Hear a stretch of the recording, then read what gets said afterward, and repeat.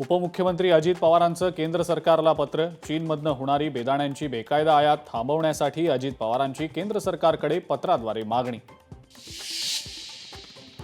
राज्यातल्या अनुदानित शाळांची दुरावस्था. राज्यामध्ये अजूनही 1650 गावांमध्ये प्राथमिक शाळा नाहीत. अनुदानित शाळांमधील विद्यार्थ्यांच्या संख्येत 4,09,358 इतकी मोठी घट. गणपतीपुळे मंदिरामध्ये ड्रेस कोड लागू होणार. तोकडे कपडे नको, संस्कृती जपणारेच कपडे घाला. गणेशोत्सवापासून ड्रेस कोड लागू करण्याचा निर्णय.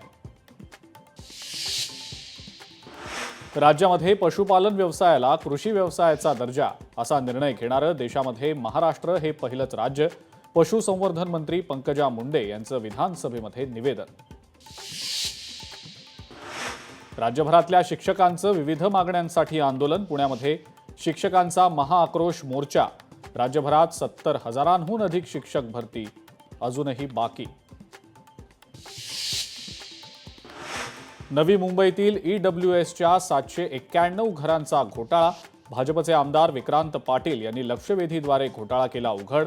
11 विकासकांवर घोटाळा केल्याचा ठपका.